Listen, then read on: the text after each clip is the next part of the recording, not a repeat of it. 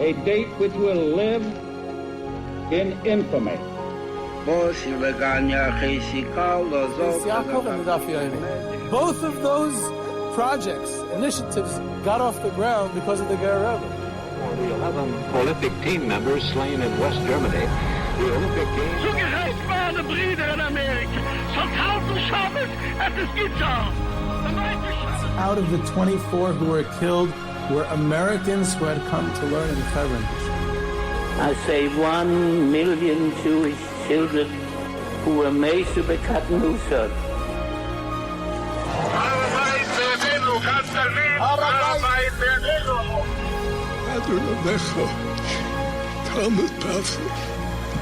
Whoever heard such beautiful words?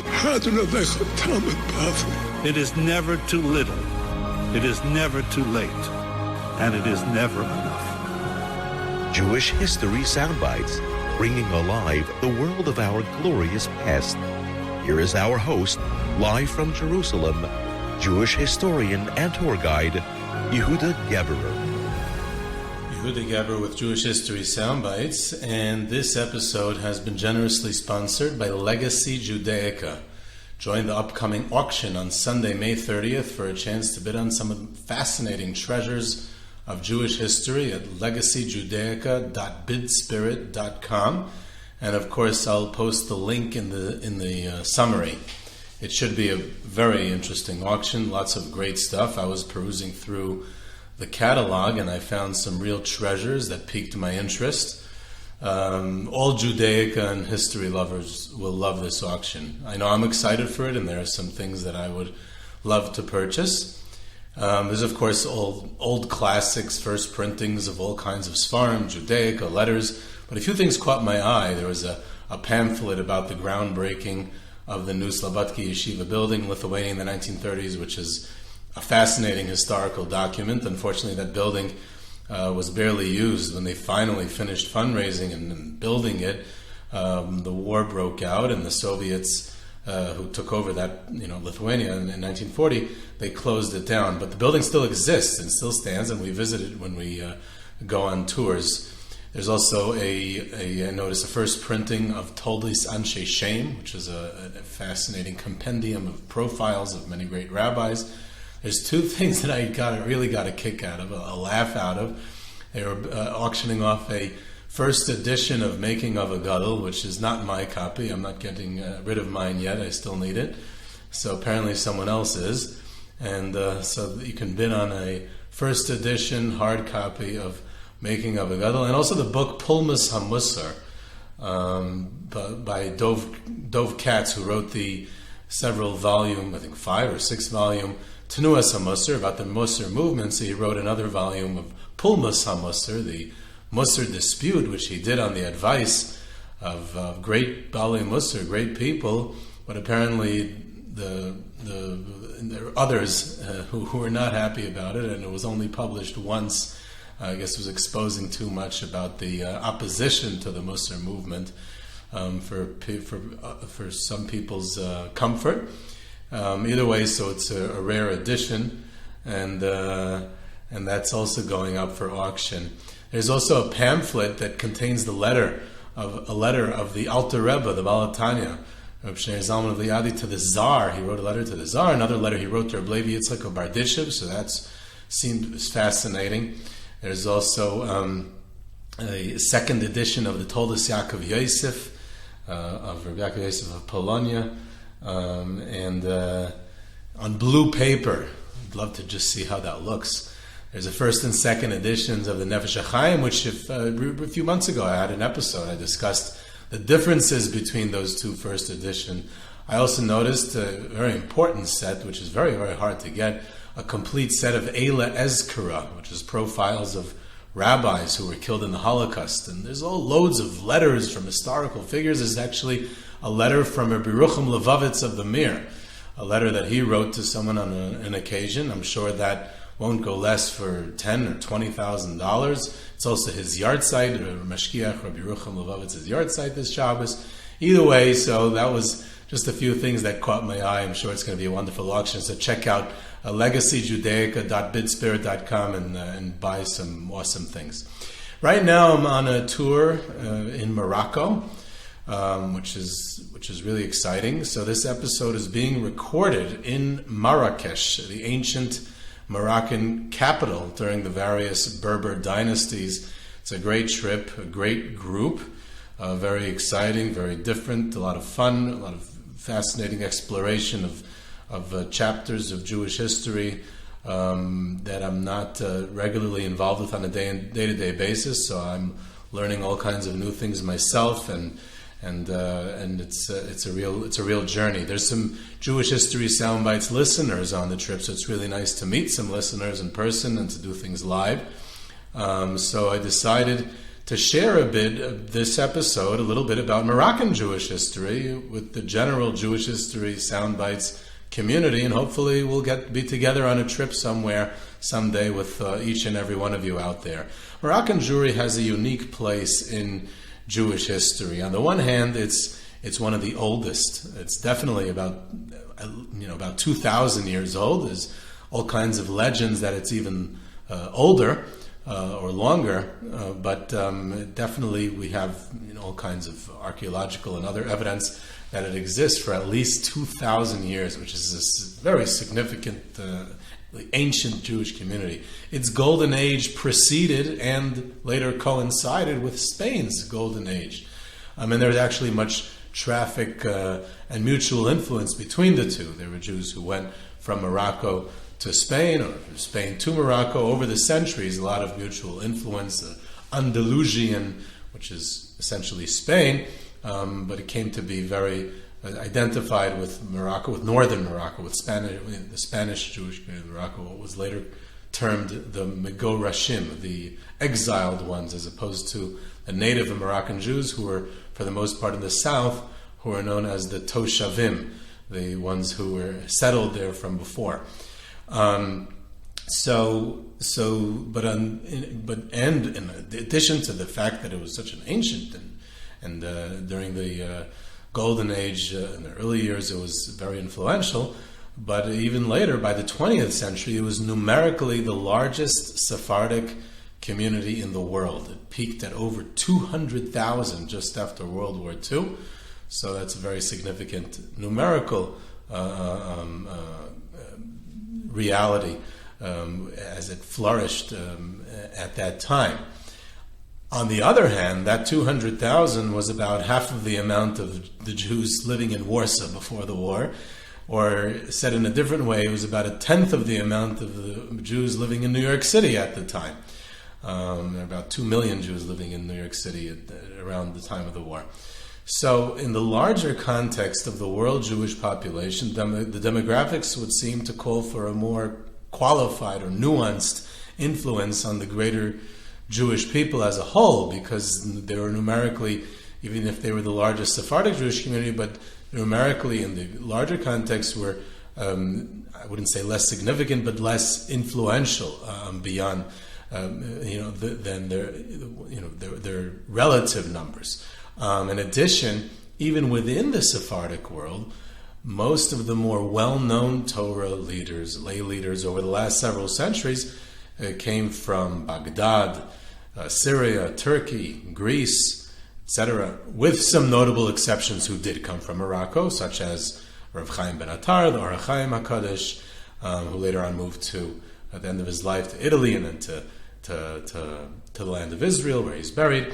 And of course also the Abuchatzera dynasty, the many, many rabbis over centuries of the Abuchatzera dynasty, and Aryeh Deri, among others, who were all from Morocco. Yet, the bulk, at least of the more well-known ones, okay, the ones who the collective memory of the Jewish people, they're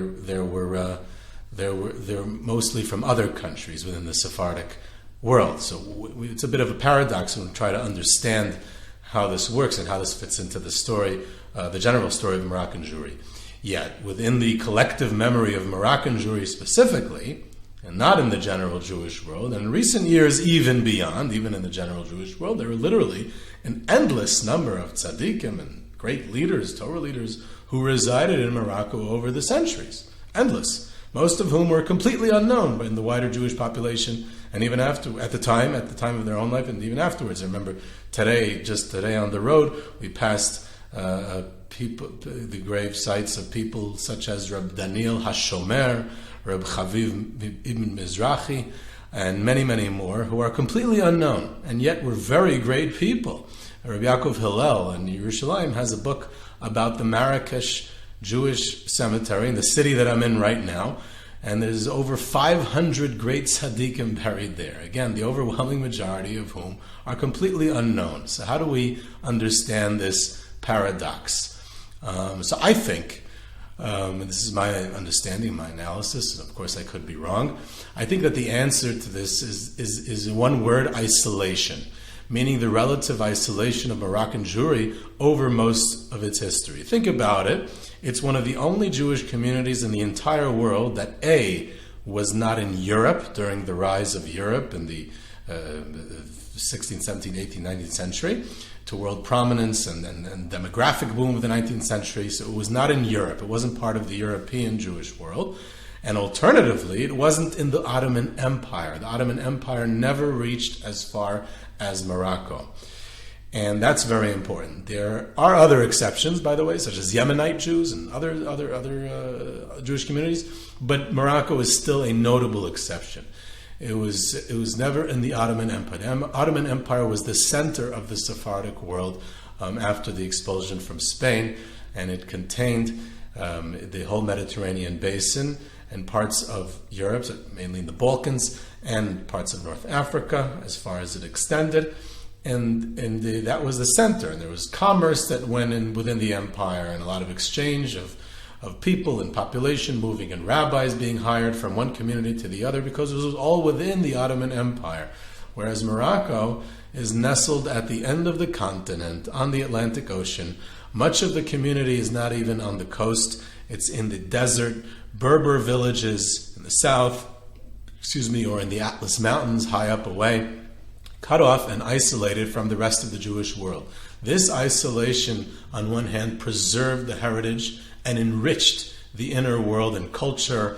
And when you mention culture and Moroccan Jewry, then of course you have to talk about the food, because food is very, very important to Moroccan Jewish culture, and perhaps we'll have an opportunity to speak about that another time, and the unique customs of Moroccan Jews. In Israel, it's almost a national holiday, the Mimuna, right after Pesach. That is a custom that originates from Moroccan Jews, of getting together, families and friends and neighbors, and having the first meal after Pesach together with each other as a sign of trust and togetherness and whatever. And there's what to elaborate on the custom of Mimuna and many other unique customs of Moroccan Jewry. So this heritage and this world, the spiritual world and the Torah world of Moroccan Jewry, is enriched by this isolation, because they develop and without any external influence.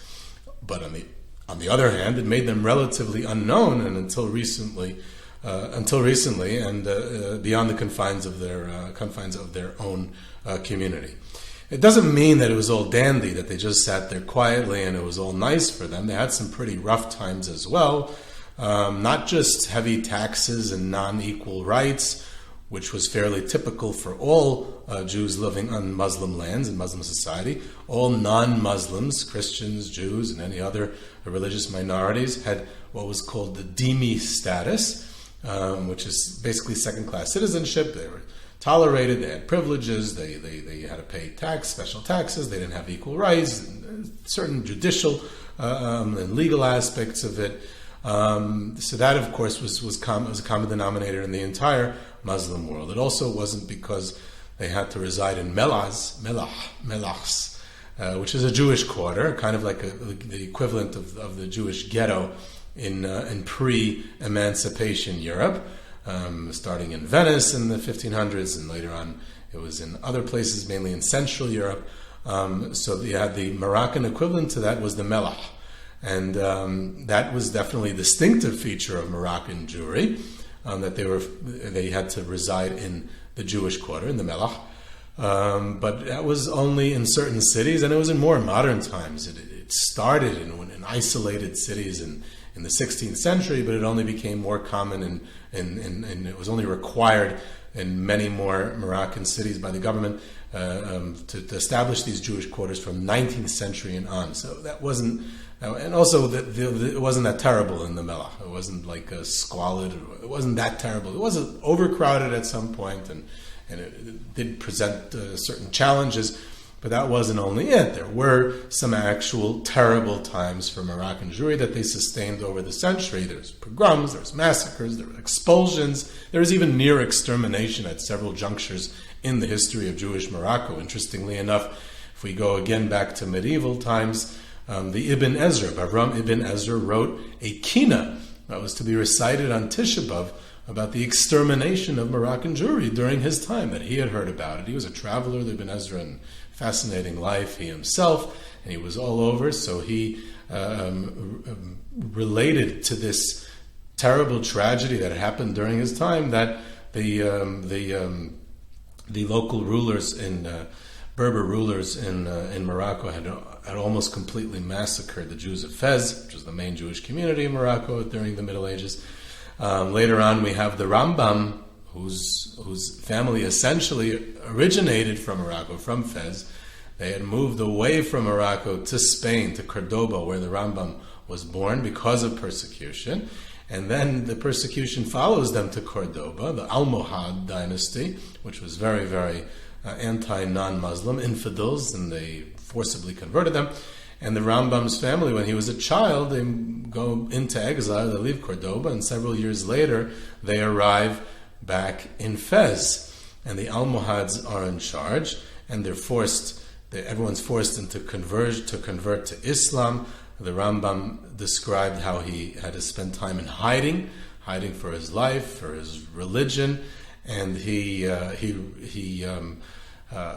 spent several years in Fez. During that time, he also wrote his famous commentary on the Mishnah, the Pirush HaMishnayos of the Rambam. He wrote it in Arabic, it was later translated.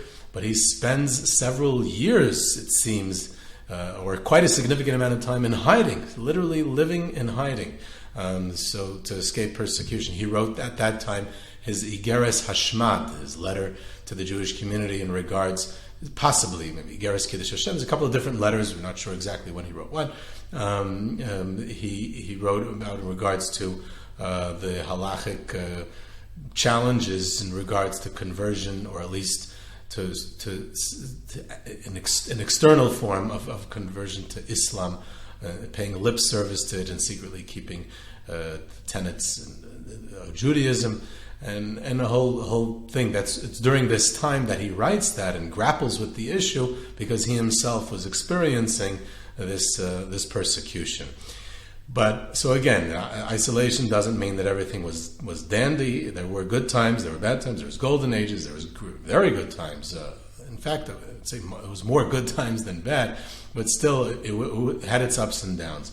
But this isolation is perhaps best expressed through the life story of one of the great leaders of Moroccan Jewry. Again, I'm spending most of the time on medieval Jewish Morocco. We could, of course, spend many more episodes if we wanted to have a whole series on Moroccan Jewry, on modern Jewish Morocco, on the French colonialism, and Moroccan Jewry during the Holocaust, which is an interesting story.